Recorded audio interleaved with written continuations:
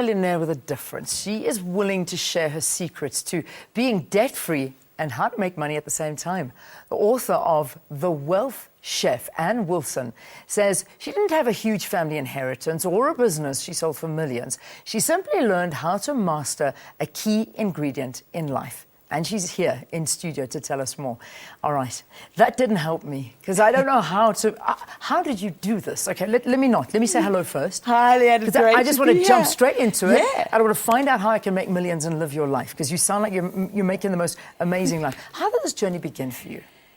I started off on a journey like most of us.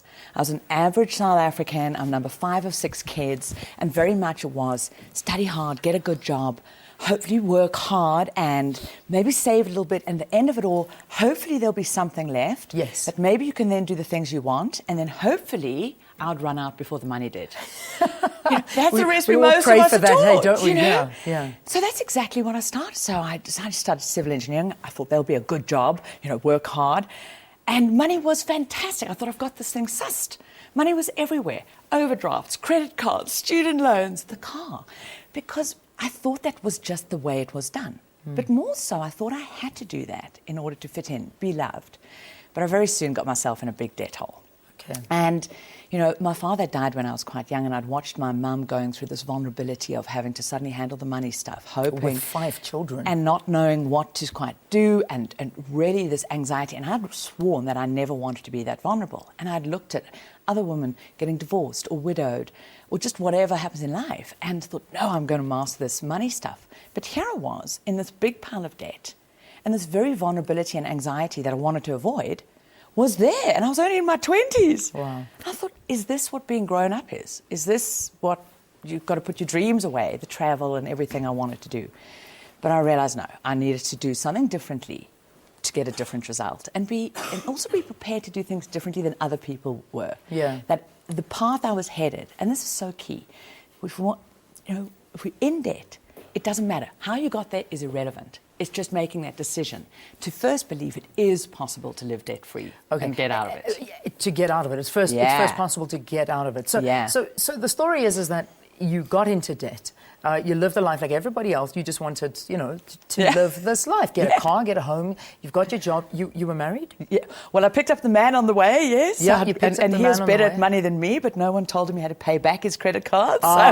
Okay. So that didn't help either. So you found yourself in this debt trap. Yeah. And suddenly you realized, I've got to do something. Yeah. So what did you do?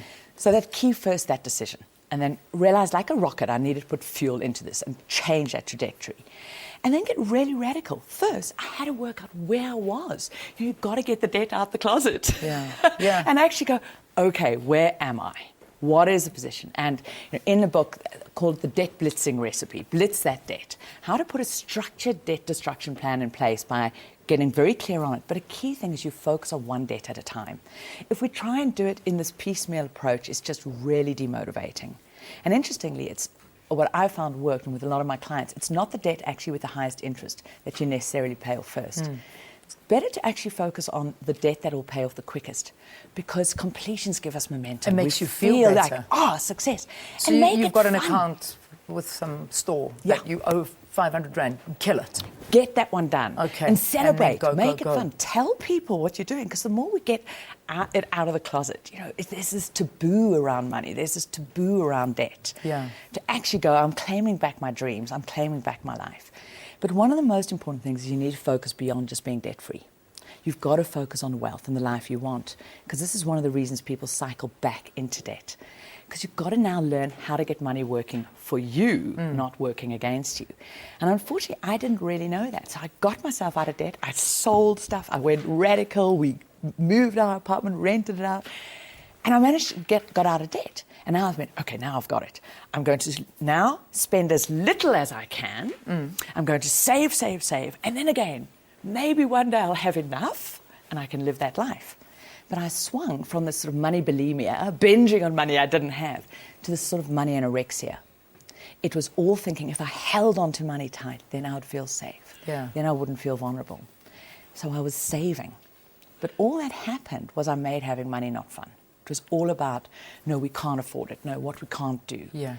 And so the only thing that could happen happened. It all blew up in a big, messy money drama.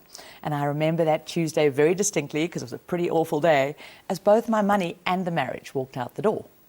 Because I'd contracted into this whole side. And in that point I went, here I was, back at zero. Realized, I haven't got this money thing sussed yet. Yeah. Okay, where's a place? And I thought, surely there must be a way to really live a great, juicy life. Have adventure, travel, do the things I wanted to do, but also grow this money, feel confident about it. And so I really started. I started with books. I started reading. And The Wealth Chef's really the culmination of the book that I wished I'd found back then. Because I'd pick up some investment books and they were like, oh my God, this is just so boring. And I couldn't understand it. And the languaging was just jargon. Yeah. Or others that would get me all excited, but wouldn't give me the how. But I persevered. I still was in the mindset of thinking that wealth was that ka-ching, that one-hit event, looking like, the lottery win, or maybe the business that I had to create, or the one investment that would make me the millions. So I call them the money frogs, and they didn't turn into the money prince. Yeah. But, I kept getting up. I kept going. And I realized no one pops out of the womb a financial genius. Exactly. It's something you've got to learn. It's a learned process. It's a learned process along the way. And it really is like learning. And so why I use the analogies of the wealth chef, I realize that money is an ingredient. Yeah. It's a seed. But what we create with it is up to us, Okay. us as the chef. And so we've got to learn it and understand the processes, how it works, the things it does, so we can get these things like compounding and investing starting to work for us, get these assets growing, and shift from working for money to getting money working for us. Listen, I'm intrigued. If you want this book, it's in bookstores around the country. Yes. It's everywhere. And the good news is, all the royalties go to an incredible fund. I've got to wrap this, so you've got 10 seconds to tell me where the money goes. 100% of the royalties goes to the Small Enterprise Foundation. It's the most incredible organisation that uses the seed of money, but together with financial literacy education, to help pro-poor women in Limpopo, Northwest and the Eastern Cape start enterprises.